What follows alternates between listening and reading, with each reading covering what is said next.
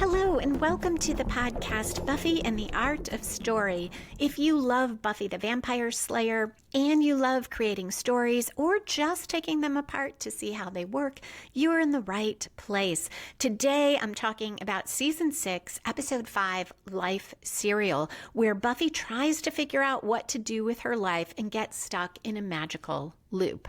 I am Lisa M. Lilly, mystery and thriller author, story coach, and founder of Writing as a Second Career, where you can learn more about fiction writing, publishing, and book marketing.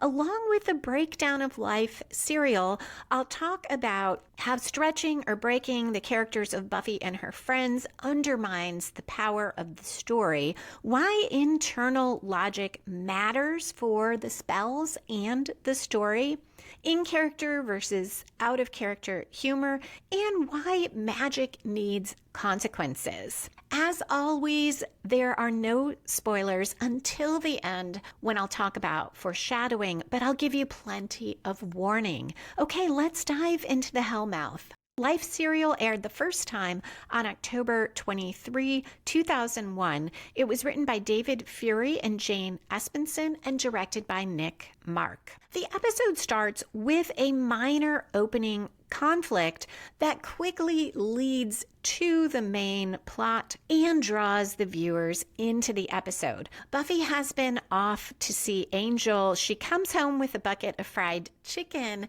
and is a little taken aback to see everyone already around the dining table finishing dinner. Tara, though, sensing that this makes Buffy feel bad, says that she would still love some chicken, and the others say they would too. Willow makes a joke about being a, quote, breast girl, but then again, you knew that, end quote. Dawn asks Buffy how it was seeing Angel, and Buffy, looking down, tells her it was intense, but she doesn't want to talk about it. It's not important. And Dawn says, sure, whatever. Giles asks what Buffy's going to do now, and Buffy says she figured it out, and she alludes to all the bill-paying issues from Flooded, saying that she'll hold off on paying the plumber, then she can cover the utility bill and later reshingle the roof. But Giles meant with her life. So that transitions us to the main conflict of the episode. And already I see I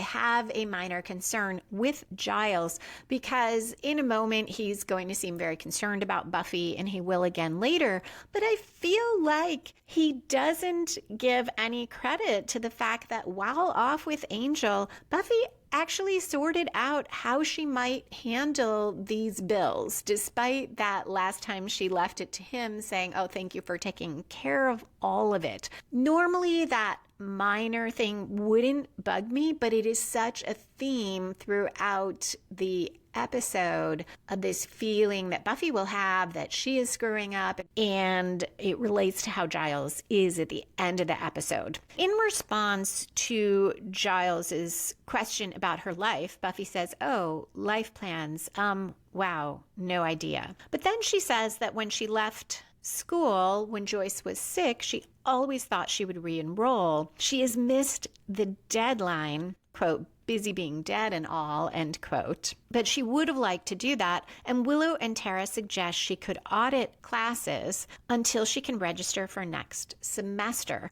Buffy thinks that sounds good, and then asks Giles what he thinks, and this is the first time he looks a bit troubled. At 2 minutes 31 seconds into the episode, Jonathan tells the other two in the trio that the Slayer always knows what she's doing. She's decisive, she always has a plan, and they can't be crime lords of Sunnydale as long as she's against them. And Warren responds that that's why they're going to run these tests, to see if they can find her weaknesses. Warren has outfitted a big black panel van with lots of tech, and he's sure they can watch Buffy from it without her noticing. But his certainty is undercut when they walk around the van and Andrew is spray painting a really good depiction of the Death Star on the side.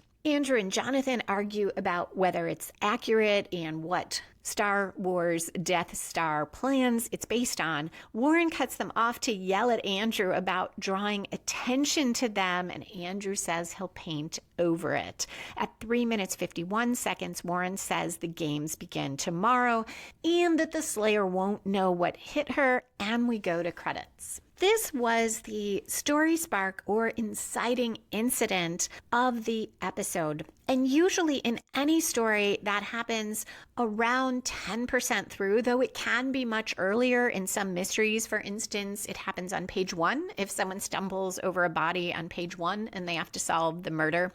Here it is right about 10% when we get back from the credits at 4 minutes 43 seconds.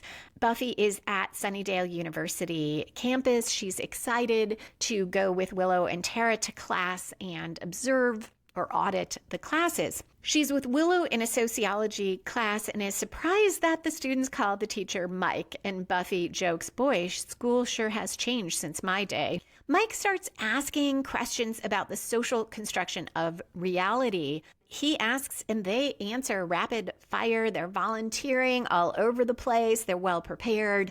I really want this class of students. I would love to have students this engaged in my law school legal writing class. And I've got to tell you, it almost never happens. Buffy's face, though, shows how lost she is. Understandably, every student seems to be a superstar in this class. One of them says that each person participates in the construction of their own life. I do find it fun that on rewatch, you realize that this topic for sociology fits very well the premise of the episodes, the social construction of reality, something that you can't know the first time through. Buffy's intimidated by all the big brains and whispers about that to Willow, who assures her that the others are no smarter than Willow or Buffy. But then, without skipping a beat, Willow answers a question that it hardly seems she could have heard Mike, the teacher, asking while she was talking to Buffy. After a commercial, Willow and Buffy walk in the hall, and Willow tells Buffy she's not dumb, just rusty. But Buffy thinks she might need to ease in with something less taxing, like advanced walking. Right then, someone bumps into Buffy. She drops her purse. Willow yells after the guy that he could at least say sorry, and she calls him Rudo. The guy rounds the corner, and we see it's Warren. He glances at an overhead camera and tells the other two who are watching on a monitor in the van that, quote, Renner is tagged, end quote, and it's time to initiate the pulse sequence. A satellite dish sort of piece of tech emerges from the top of the van outside. This is a bit early in the episode, but we could see it as the first major plot turn. I think of it as the 1/4 turn because typically that's where it shows up in any story, and sometimes in TV it comes later than that, more like a third. It is some sort of event or force from outside the protagonist that spins the story in a new direction and raises the stakes. And as we'll see, that is what happened here.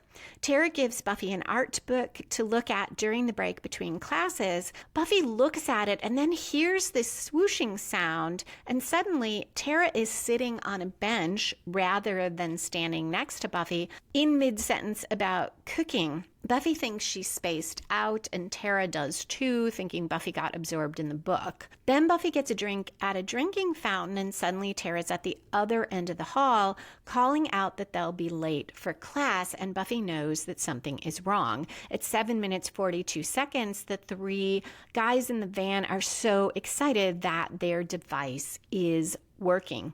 Inside the school, Buffy runs after Tara. But a second later, Tara and the other students emerge from the class, and Tara asks Buffy why she missed the session. Buffy tries to explain, pointing to a clock face where the hand now speeds forward, but now all the students are gone, the halls are empty, and Buffy runs outside calling for Tara. All the students in that outdoor area speed up so they become blurred. Buffy gets knocked to the ground and stepped on, and she finally crawls under a table. Here is the first thing that makes me stumble and step out of the story. to think about this spell because all these students are going so fast they become blurs. What do they see in terms of Buffy? It doesn't make sense that if they're moving faster than Buffy, which they must be because she is coming in and out of a timeline in a way, she stops seeing them. What do they see? Wouldn't Buffy,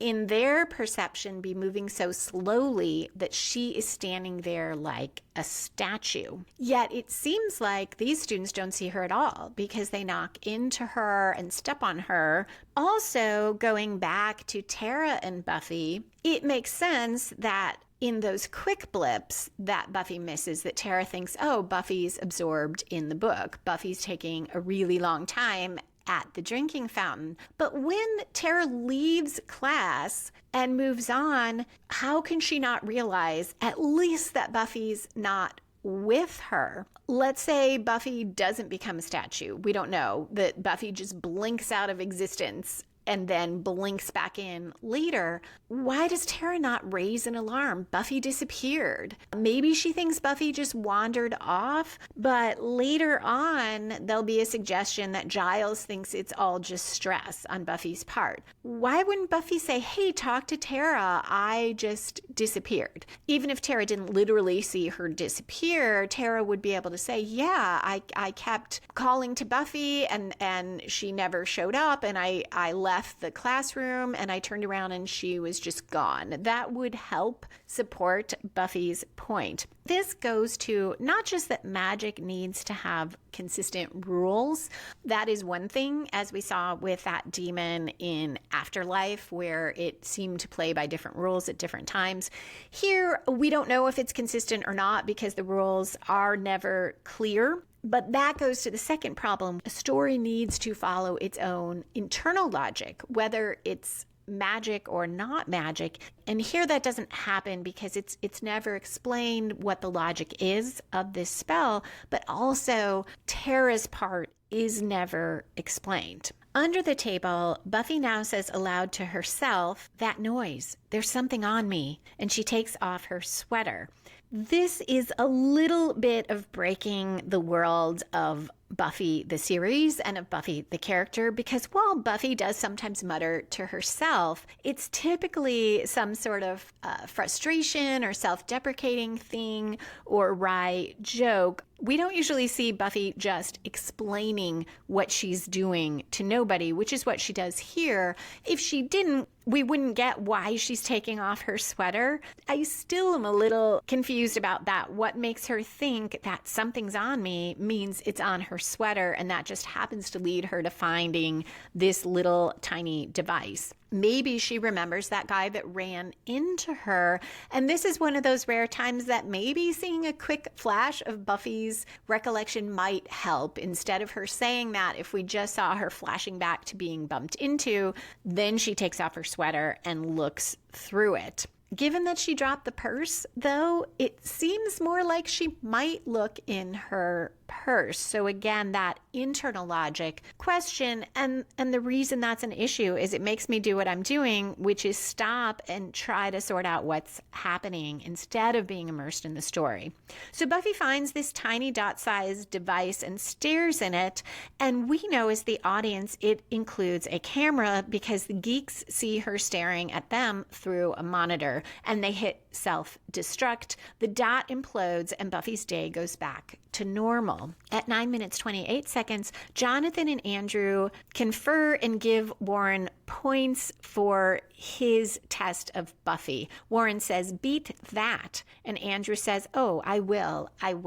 We're about 10 minutes through, so closer to that 1/4 point in the episode. And while we already had that one turn that took the story in a new direction, we now get another because Buffy will go on to this second test. This is a great example of if you are writing a story with a somewhat different structure. Here we have it structured by 4 different tests that the trio does. You can still make use of these plot turns by increasing the tension right around those 1/4 marks in the story. We don't have the tests fit the 1/4 marks entirely because there is some additional movement that we want in the season-long arc and some character points. So we don't want to use, or the writers didn't want to use up the entire episode with these tests. But they do, right around 1/4, shift to the next test, which keeps the forward momentum of the story and gives it a good pace. Buffy and Xander, wearing hard hats, talk about how Xander called in a few favors to get her this job. She really appreciates it. He saved her from accepting Giles's offer to work at the Magic Box. And Buffy says, retail, ew, I'd rather be dead again. Xander asks if Giles had any theories about, quote, your little fast forward freak out at school, end quote. And Buffy says Giles implied it could be stress related. For me, this is another character break, or 2 character breaks, because I don't buy that Giles or Buffy thinks that she imagined it, mainly because that's never happened. Buffy has always been right when she has sensed something off, and even after coming back from the dead, she saw those photos turning into skulls. She thought she might be going crazy, and it turned out to be the demon. So it doesn't make sense to me that they both think that this could be stress and Buffy was just spacing out. That is a character issue, an internal logic issue. And then there's another one in that now the focus seems to be on Buffy having a job and earning money. Well, school didn't answer that. So it's not clear why the school spell putting her off of auditing classes means that she right away needs a job. Also, it's not clear why Buffy doesn't try again with school, knowing a spell messed with her. Although I find that more consistent with her character this season because she's struggling, she is somewhat depressed, and that makes it a lot harder to keep trying at something when you've had a setback, even if that wasn't your fault. And here she's apparently not sure if it was her fault or not, because now she says that maybe she was blacking out, but there was this thing on her sweater that went poof. And she says maybe it was lint. Maybe it was evil lint. Xander tells her when she meets Tony the foreman, she might want to leave out things about evil lint or blacking out. When Xander introduces Buffy, Tony ignores Buffy's outstretched hand when she says nice to meet him and calls her Gidget. Xander tells Buffy, don't mind Tony. He may seem pig ignorant, rude, and a little hostile, but see you later, and he leaves. One of the other guys jokingly tells Tony to let little Brittany help when Tony tries to leave her out of the assignments so that they don't get in trouble with the affirmative action lawyers. Tony tells Buffy not to break a nail. Another guy who's pretty nice tells her not to let Tony get to her or talk her into hurting herself. These beams weigh a few hundred pounds, but Buffy picks one up with minimal effort and asks which way. She carries the beam into the wood framing of the building and tells another construction guy how happy she is to be doing this. It makes sense for her. And she helps him with another beam, but rather than appreciating it, he tells her slow down. They get paid by the hour. Don't ruin it for the rest of them. The trio huddles together and looks at the site through binoculars. Jonathan and Warren argue about what is 4 o'clock when one of them tries to point something out. Andrew plays on his pipes, and inside Buffy hears the haunting flute music and looks around, but she doesn't see anything unusual. Tony, holding a wrench, comes up behind her, startles her, and then asks if he scared her. She shoves him. There's a demon behind him. He doesn't see that, attacks. He flies off to the side. Tony, that is not the demon, and is knocked out. More demons join the first one. Buffy fights all of them, doing a great job, but a lot of the construction wood framing and metal braces get destroyed in the process. When she kills each demon, it melts into a pool of green goo and disappeared. She's down to 2, and 2 construction guys yell for help as the demons attack them. Buffy fights off and kills those demons as well. At 16 minutes 24 seconds, in the van, Andrew whines about Buffy taking them out so quickly. He and Warren keep fighting over the binoculars, and one of them falls on the horn, and the Star Wars theme blares out. Buffy looks and sees a black panel van. Inside, Andrew says defensively to Warren, "Hey, all you said was lose the mural," which is a funny line that really fits the characters. And most of Andrew's lines in these episodes I find the funniest because they grow out of his character, and he seems a little bit less generic than the other 2. Xander sees the chaos and says to Buffy that he knows those guys were jerks, but did Buffy have to do all of this? Buffy protests she didn't do it. This is the first character break for Xander because while I buy that he's upset, this is going to be really hard to explain. I don't buy that he thinks Buffy just went berserk because these guys were jerks. So that's an example of humor that doesn't work for me because it doesn't feel authentic to Xander's character. Tony, his head all scraped up, says Buffy suddenly went berserk and attacked, and Buffy, indignant, says, "I saved you from the..." And then she has to pull Xander aside to tell him it was demons. Now Xander continues being a jerk and says, "No, not here, not at my job, that's your job." And that also feels off to me. Of course, he'd be upset about this, but I can't see him blaming Buffy. It's like Xander momentarily forgot what being the Slayer is.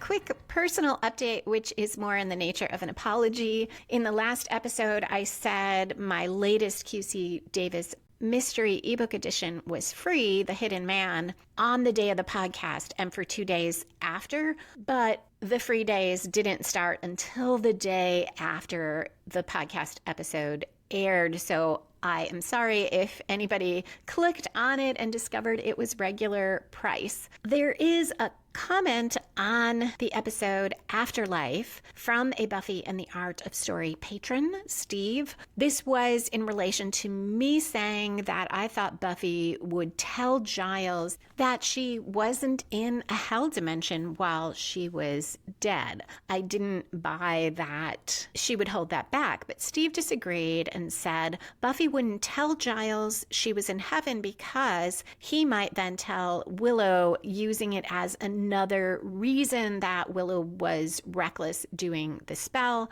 But I don't buy that Giles isn't happy Willow did the spell and that Buffy's back. That is a good point. My only counterpoint to it is when Buffy and Giles first talk about her being back, Buffy doesn't know yet how angry Giles is at Willow. So I'm not sure that that is a reason she wouldn't trust him to keep the secret from Willow and the others if she told him. In other news, I was just a guest on the podcast The Right Approach, that's WRITE, and talked a bit about this podcast. I don't know when that episode will air. We just recorded it, but I was a little surprised by my own answer to one of the host's questions, which was, how had doing the Buffy podcast helped me learn more about writing? I learned a lot about plot as I watched and rewatched the series, but what I've learned the most about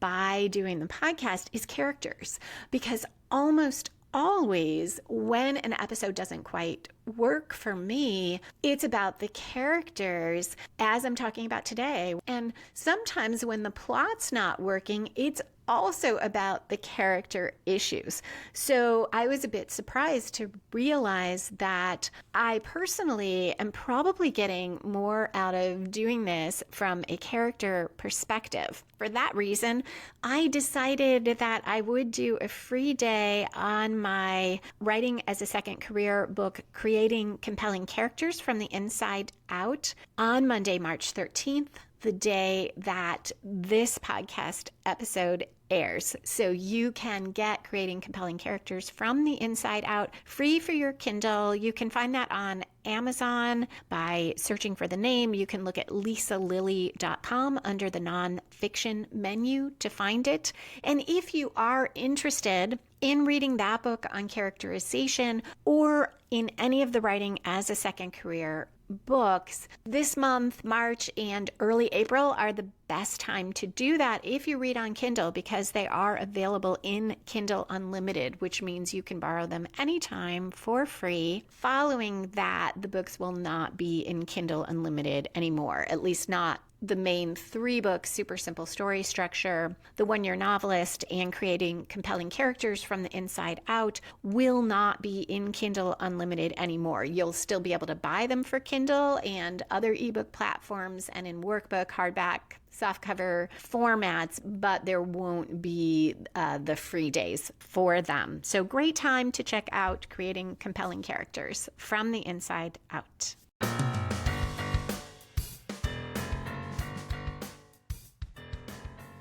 Buffy reasonably points out that she can't help where the forces of darkness attack. Nonetheless, Xander has zero sympathy. This is going to cost a lot. And what's he supposed to do? Show the demon bodies and say it's the demon's fault? And Buffy sheepishly says he can't even do that because they melted. This humor, too, doesn't land for me, because even if the demon bodies were there in the world of Buffy, the other people in the town block out the idea of demons. Even if they see something, a demon, a vampire, it goes out of their heads. So showing the demon bodies wouldn't help Xander, and it wouldn't help pay for it. Presumably the demons don't have insurance for when they cause damage. Buffy, though, argues there were witnesses and tells Vince to tell Xander how she jumped in and protected him from those things. Vince denies it. He's the one who was sort of nice earlier. All he knows is Buffy was losing it. Maybe it's that time of the month. And Buffy says, "What? You were huddled in a corner crying like a baby." This, too, doesn't quite land for me, because again, who is Buffy trying to prove this to? Xander? He ought to believe her. There's no reason that Xander wouldn't believe her. And then these guys, these construction guys, are such caricatures that they aren't as fun as Buffy jerks usually are. We certainly get characters with these attitudes, and it fits in Buffy that they would see her this way. But the dialogue is usually more subtle, leaves more to inference, and is not so on the nose as, oh, maybe it's her time of the month. Buffy stalks out. Xander follows. She insists she didn't imagine this. Xander claims he believes her. He thinks someone's messing with her, and she needs to go see Giles right away to start checking this out. And Buffy says, "You're firing me, aren't you?" And Xander says, "Big time. That whole melty thing ought to help narrow it down." So it seems he does believe her, because he makes that comment, and he says he'll help her go through demon mugshots after work. And that is another example of the internal logic of the story not quite holding together, because if Xander does believe her, why doesn't he just say that earlier? We don't need that whole thing of Buffy insisting that it all happened and appealing to the construction guys. And I know we're supposed to find the crying like a baby in those guys' comments sort of funny / something that makes us empathize more with Buffy, but it feels like filler to me.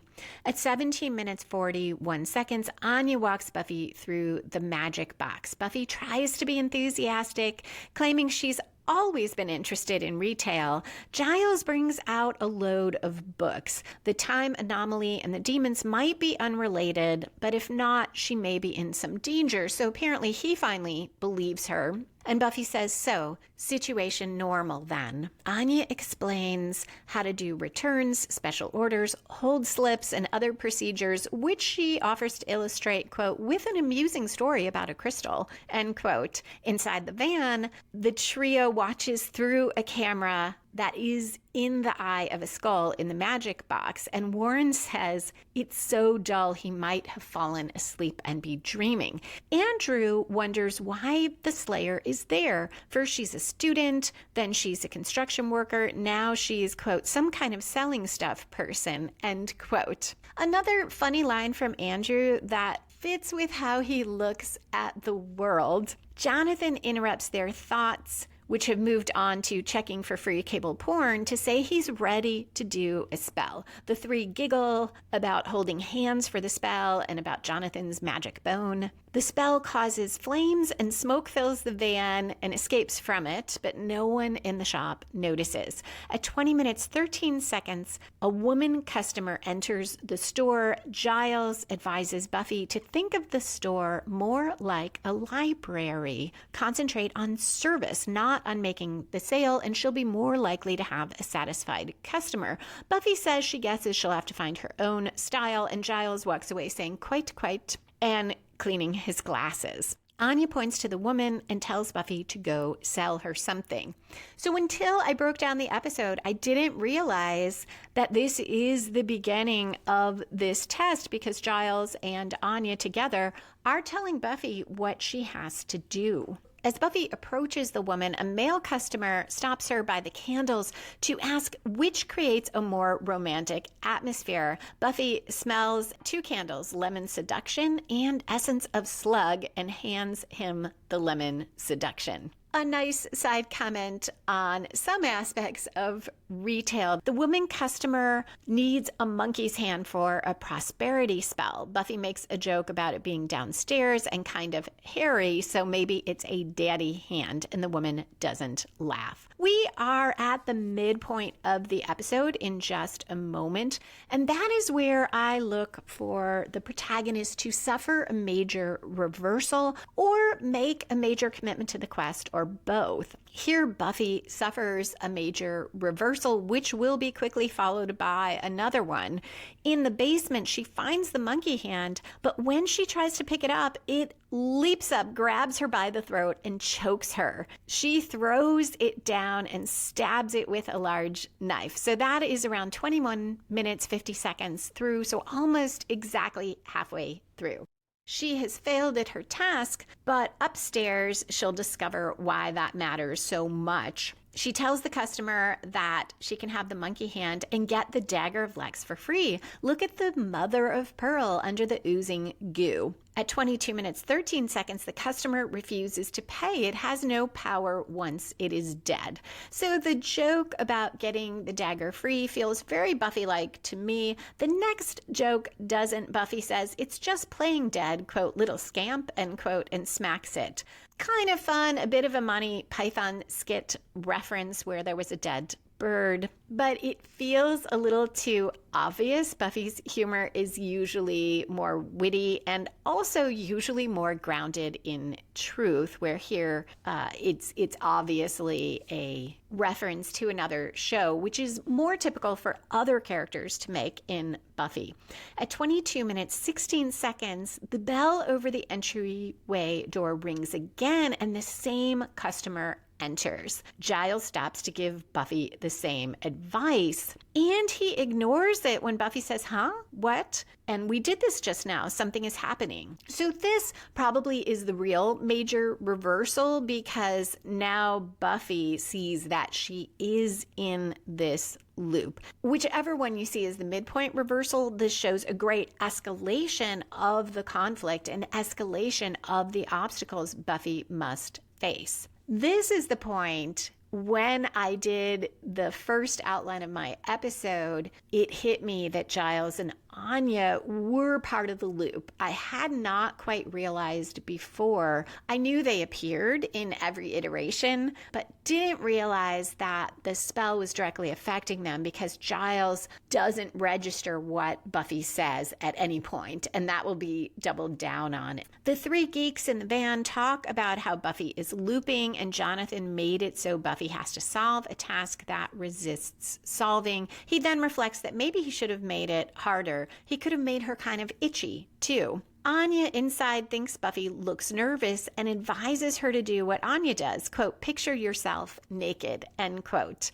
This is funny, and it is an example of what I think of as the best Buffy humor and dialogue, where we subvert an expectation. We think she's going to say, picture the audience naked, or that would be the conventional advice, but I love that Anya pictures herself naked. The male customer starts to ask Buffy again about the candle, and she just hands him the lemon candle. The woman says she's looking for something really specific, and Buffy right away says the mummy hand, which surprises the woman. When Buffy says she can't get her the hand, the woman insists she called and was told she could buy it. And, quote, I'm not leaving until I get a mummy hand, end quote. And Buffy says okay, and she guesses she'll have to get it. She has figured out the task, and Andrew and Warren in the van exclaim over that and then talk about similar X-Files and Star Trek Next Generation episodes where there are loops. I do enjoy that this challenge shows Buffy using her brain, which has always been part of her strength as the Slayer, not only her physical power. And it shows that perhaps the trio recognizes that. They are testing Buffy's brain as well as her strength. In the basement, though, the mummy hand dances around as Buffy tries to get it with the tongs. It ends up in a bag. We find out its fingers are chopped off when Buffy makes a joke about that, trying to hand the bag to the customer, and the loop starts over at 23 minutes, 34 seconds. A few things are different. Anya worries about Buffy when Buffy's comments make no sense to her. Giles approaches to give advice, and when he's done, Buffy says, and then I'm going to marry Bob Dole and raise penguins in Guam, end quote. And Giles just says, quite right. This time, the monkey hand almost chokes the woman, and the loop begins again. And we get in quick succession Buffy's attempts. She tries to walk out of the store, but ends up inside again. She stares sad and defeated at the hand dancing around, now holding the tongs in the basement. She tries disabling the bell. She throws the slug candle at the guy and tells him to go with Slug. The woman's not going to sleep with him anyway. And she stomps on Giles' glasses. She tries throwing the woman out. There's one where she just stands there crying. I did enjoy this. It's very much like a first day in retail. I remember my first day as a cashier at the discount store Venture. It felt endless, and I'm pretty sure my shift was only 4 hours, and there are definitely times I felt like just standing there and crying. Finally, Buffy says, clearly feeling defeated, that she knows they promised the woman a monkey hand, but she can't get it for her. It's defective. And the woman says, there must be something you can do. And Buffy starts to say there's no way to fix it, but then suddenly looks a little happier and says, no way to get the customer that monkey hand, but she can special order one and deliver it anywhere. The woman now is happy. Buffy hands over a receipt, and in the van, Andrew and Jonathan argue about whose test did the most to plague Buffy. Jonathan says his took the longest, but Andrew says only from Buffy's perspective, from Giles' point of view, it was the shortest of all. They argue over what to do, and Warren cuts in and says, it's not over. I struggle with that because I don't think this pays off. This suggests there is another test, and yet the fourth test does not feel like a real test at all, which is part of what falls flat for me, part of what doesn't work for the internal logic of the episode, but I'll get to that. Inside the store, Giles congratulates Buffy on her first sale, but then Anya notices Buffy didn't charge for delivery. Surely Buffy will understand that that it has to come out of her pay. Buffy looks defeated again. She says she understands, but she leaves her name tag on the counter and walks out, and the bell rings to end the scene, and we cut to commercial. So it seems that Buffy did not tell Anya and Giles about the spell or the loop, even though Giles is researching to try to sort all this out. On return from commercial at 28 minutes, 17 seconds, Buffy says, "This is going to be great." She's sitting in Spike's crypt with him. They have whiskey and shot glasses. She downs a shot and makes this goofy noise like, "Blah," and sticks out her tongue. And she's going to continue to do that every time she takes a drink in the episode. I know this is supposed to be funny. I would love to hear if any of you found this funny or endearing. It just annoyed me. I partly didn't find it funny because it doesn't fit Buffy's character. It's a lot like in Triangle, the troll episode, where Buffy was doing this exaggerated boo-hooing all over the place. And here she's going to do this exaggerated sound, very, very, very cartoony. Buffy says life is stupid, and Spike says, "I have a dim memory of that. Yeah." This is very Spike-like.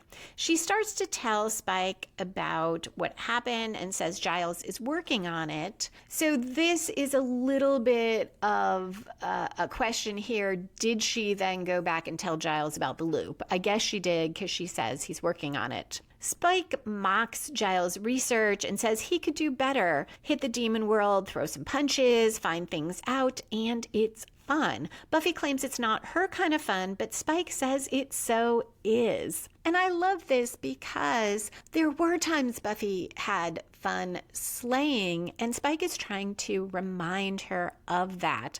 Buffy already showing the effects of her drinking, which I do buy because she's clearly been drinking a lot of shots, says Spike has had too much. She's cutting him off. Of course, it's had no effect on Spike. We've seen that he can drink quite a lot before it hits him being a vampire. Spike, unlike me, finds her goofy blah ha ha sound and sticking out her tongue amusing. He tells her she's not a schoolgirl or a shop girl, quote, "You're a creature of the darkness like me," end quote, and he suggests she try on his world, and she asks if there are drinks there. Of course there are. At 30 minutes, 5 seconds, they enter a demon bar. This isn't Willie's demon bar. There's louder music, much more going on, much more of a feel of aliveness, despite it being a demon bar, and excitement. Buffy takes a whole bottle of whiskey rather than a glass and goes into the back room with Spike, where the real action is. Demons are playing poker. Spike says these are lowlifes that know everything that happens. Buffy a little too loudly talks about lowlifes. One of the demons doesn't want to let Spike play because Spike kills their kind. Spike just throws the demon out. But rather than asking questions like Buffy wants him to, he sits down to play. She protests, and he tells the others, quote, "I need a moment with my lady," end quote. Buffy wants to start killing demons, and he tells her once they're dead, they won't have much to say, and also that the demons will talk while they play. That's the whole point. So Buffy reluctantly sits off to the side.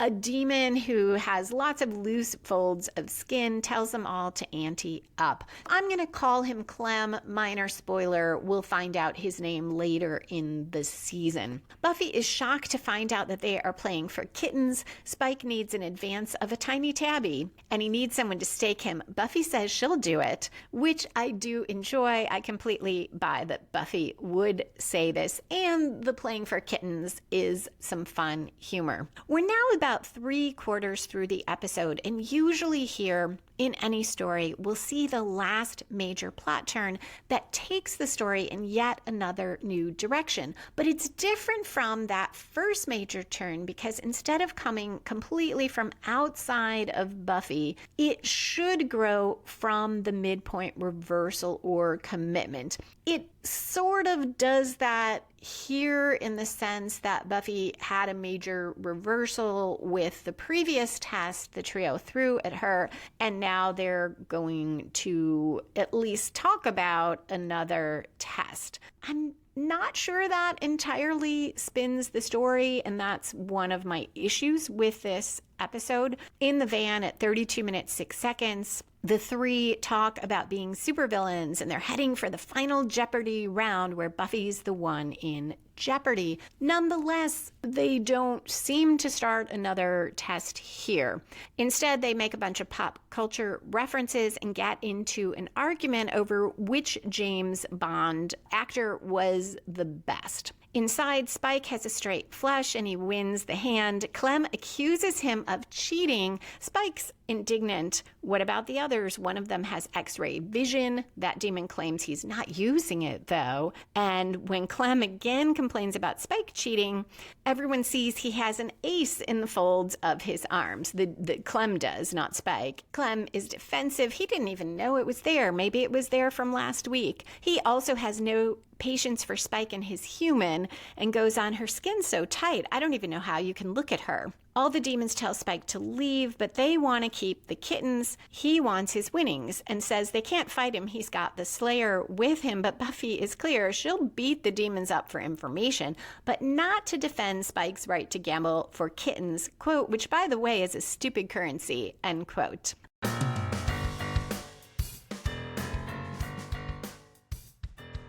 If you're enjoying the podcast and you want more of it, you can get access to lots of bonus content by becoming a patron for as little as $1 a month. You can do that at patreon.com, patreon.com/Lisa M. Lily, that's Lisa. M is in Marie, Lilly.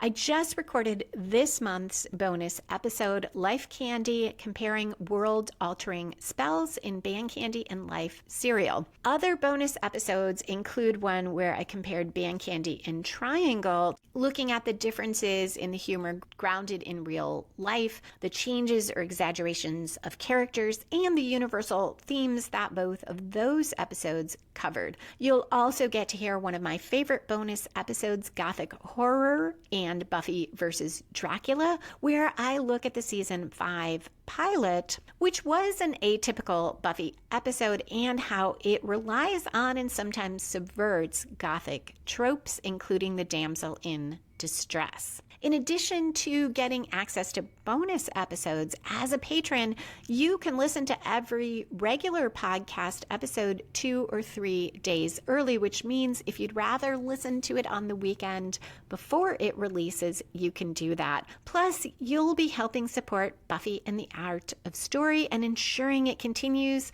through the end of season 7 and beyond. So you can join at patreon.com/Lisa M. Lily. If you don't want to add another recurring charge to your monthly credit card, but you would still like to support the podcast, you can make a one-time donation at buymeacoffee.com/Lisa M. Lily. You don't get all the bonus episodes there, but there are some that you can listen to as well as a thank you. Speaking of that, thank you to everyone who is a patron or a donor. And of course, thank you to all listeners who tune in every week. I appreciate that you are giving me your time and that you are enjoying this show.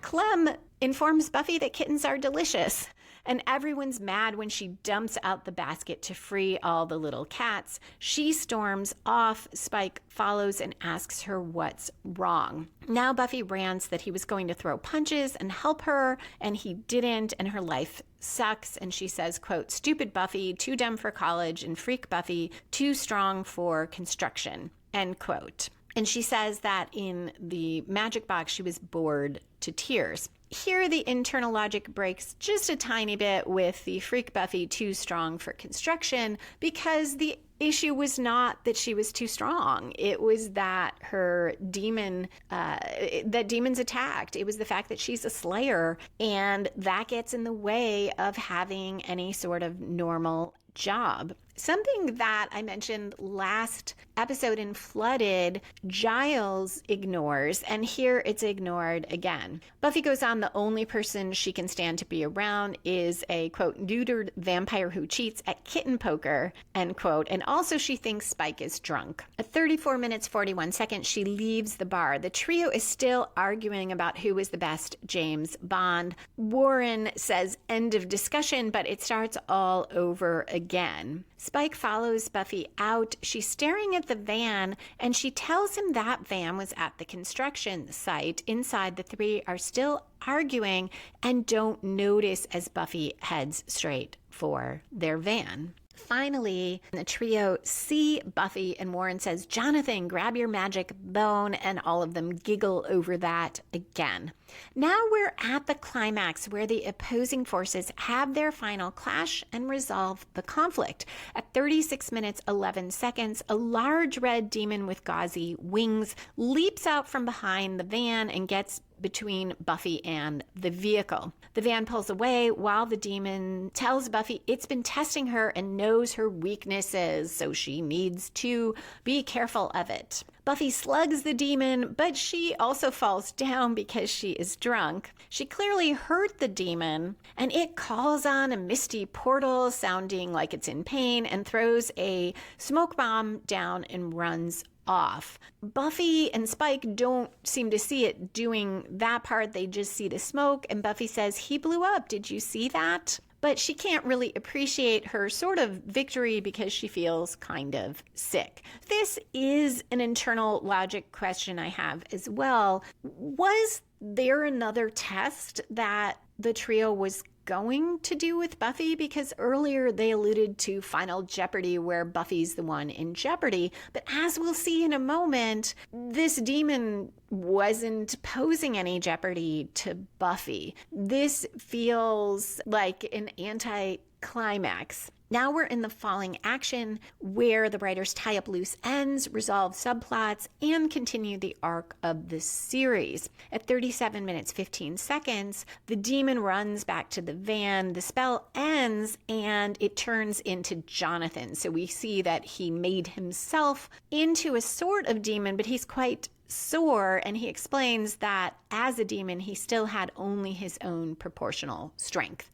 So that's why I say there was no real danger to Buffy. Now, perhaps there was going to be another test, and the three got distracted by their arguing, and the grab your magic bone thing was just a makeshift way to distract Buffy, but we never really find that out, which undercuts the power of the episode and the threat these three pose. Andrew's impressed that the Slayer touched Jonathan, but Jonathan says something like, "Oh, real sexy." He is pretty beat up from that one punch. Warren, though, feels this is all a victory. They got a lot of data about the Slayer. They faced her and survived. They did really good. And Warren says, "The trio versus the Slayer. It's not over." And this raises a question of, okay, why exactly is it over even for now? For instance, that loop spell was pretty strong. Could Jonathan have kept Buffy in a loop forever? And if he could, why not do that? Because we don't see that doing these spells has had any effect on the trio. This goes to something I talked about in earlier episodes this season, why magic has to have a cost. We see when Willow tries to bring, or does bring, Buffy back, that it exhausts her, and that doesn't happen here, and that creates a logic flaw, because if Jonathan could create that kind of loop, why don't they just keep creating loops for Buffy and keep her busy while they go off and do whatever they want to do? Because it seems that they are outside of the loop. While Buffy was in that loop, they could have just gone off and done whatever. They were not affected by it the way that Giles and Anya were. For Giles and Anya, being in the loop with Buffy, in a way, for them, they don't perceive the loop happening at all. So the time goes by in a flash. But Jonathan, Andrew, and Warren watch the whole thing. So time for them apparently continues.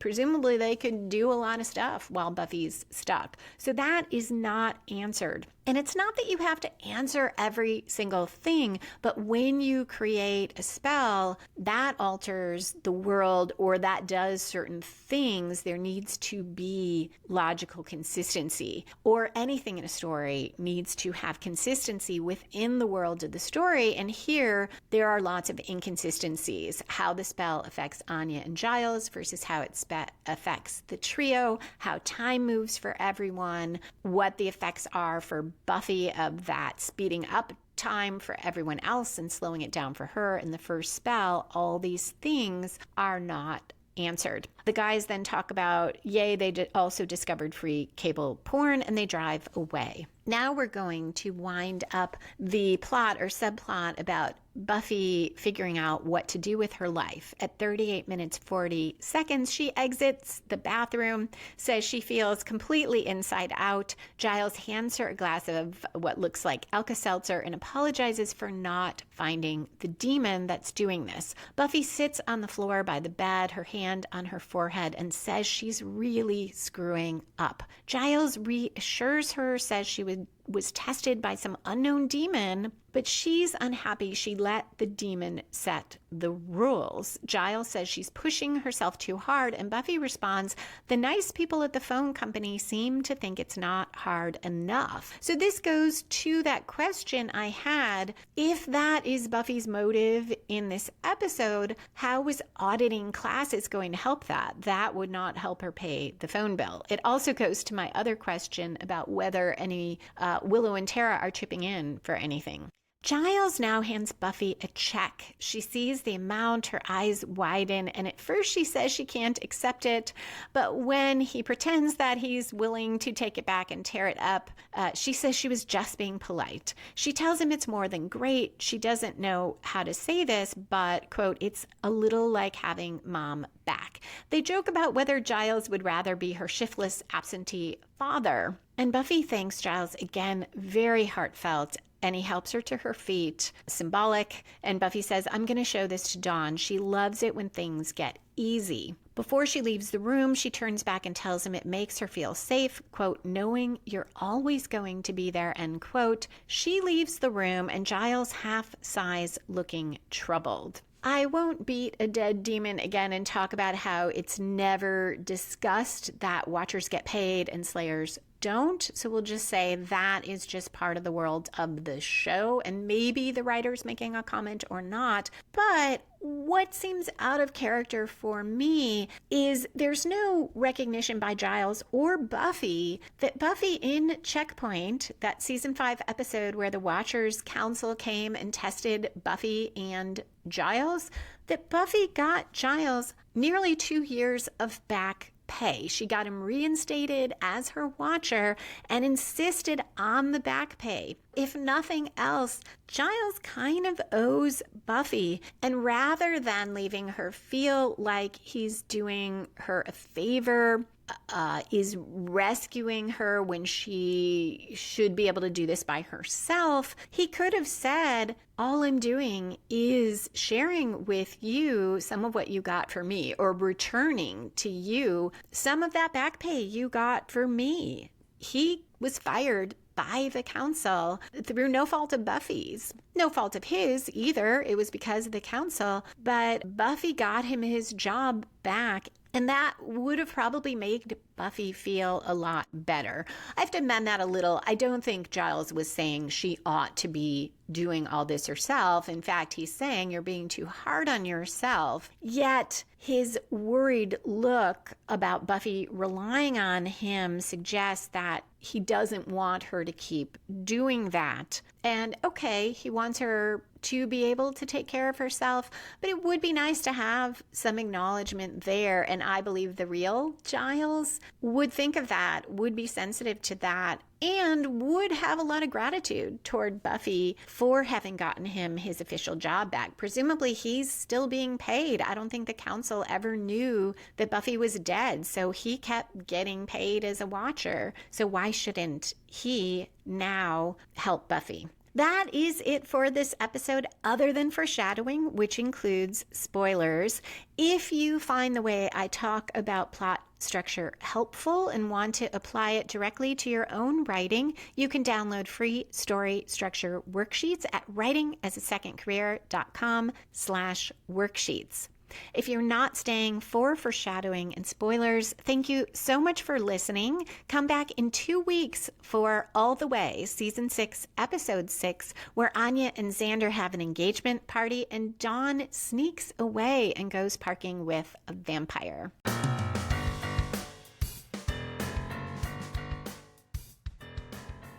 Lots of foreshadowing here. A fun one, the demon Clem with all the folds of skin. I found it so interesting to see him here because later in the season, he will be a pretty nice demon, a good friend to Spike, kind of a good friend to Buffy and very nice to her. So very different than Clem in this episode, what little we see of him. So I'm thinking probably everyone really liked working with this actor and perhaps were intrigued by this type of demon and decided to use Clem in that role. Maybe it was some other demon when they laid out the series, or maybe there wasn't even going to be this friend of Spike's.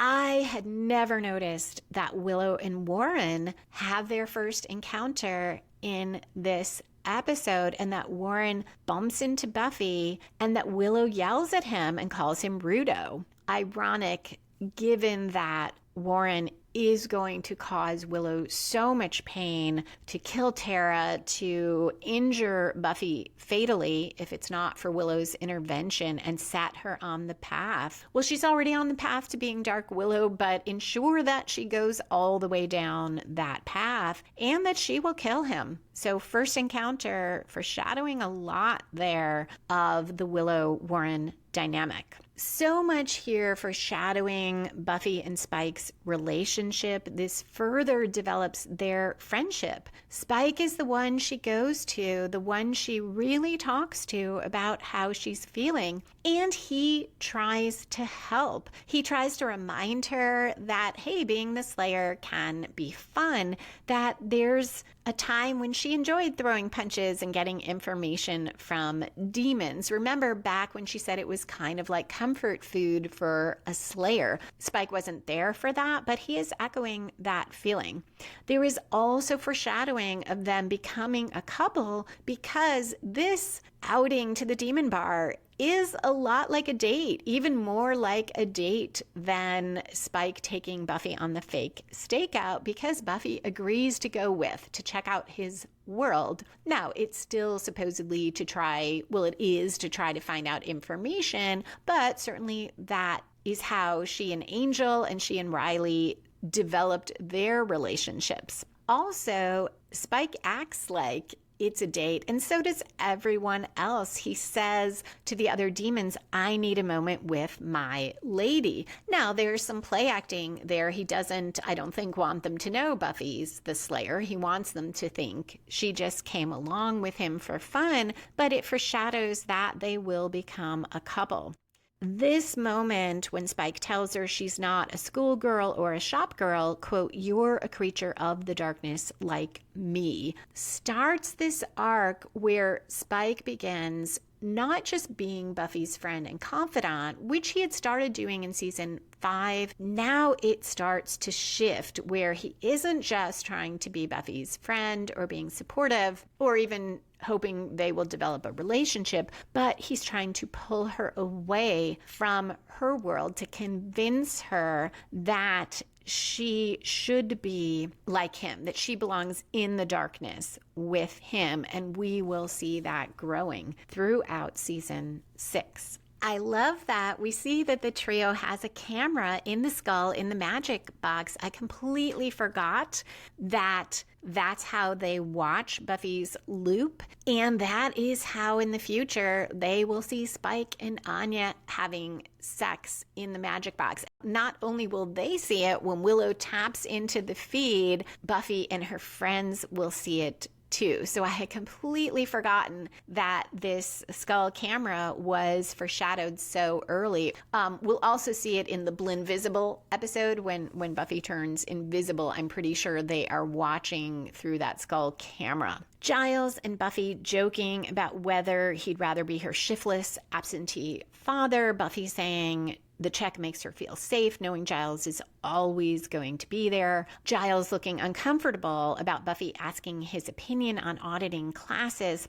All of this foreshadows Giles deciding that Buffy is relying on him too much and leaving. I have so many issues with Giles leaving as a way to deal with that, but it is foreshadowed here that Giles is worried about this. And I suppose I can see a little bit of it because Buffy, though she does rely on him as a mentor throughout the series, until now has been growing toward independence from him, and she always went her own way when she disagreed with Giles, and now she's uncertain. She's asking his advice on life things in a way that she never did before.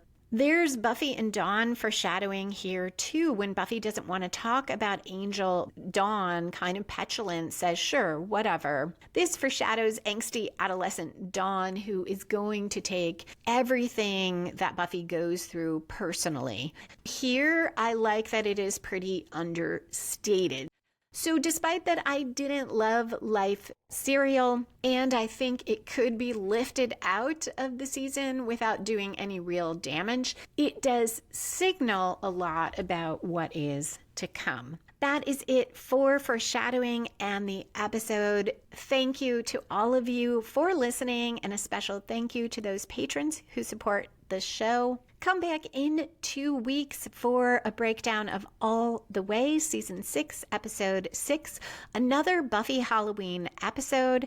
And in this one, Dawn is the one who sneaks out for Halloween hijinks and puts herself in peril. If you enjoyed this episode of Buffy and the Art of Story, please rate or review it wherever you listen to podcasts. Tell a friend about it or share it on social media. You can find back episodes of the podcast on YouTube or at lisalilly.com, where you can also find my mysteries and thrillers and the Buffy and the Art of Story books. If you'd like to connect or share your thoughts about Buffy, you can find me on Twitter or Instagram at Lisa M. Lilly, that's LisaLilly, or email me at buffystorypod@gmail.com. Music for this episode was written and performed by Robert Newcastle. Buffy and the Art of Story is a production of Spiny Woman, LLC, copyright 2023. All rights reserved.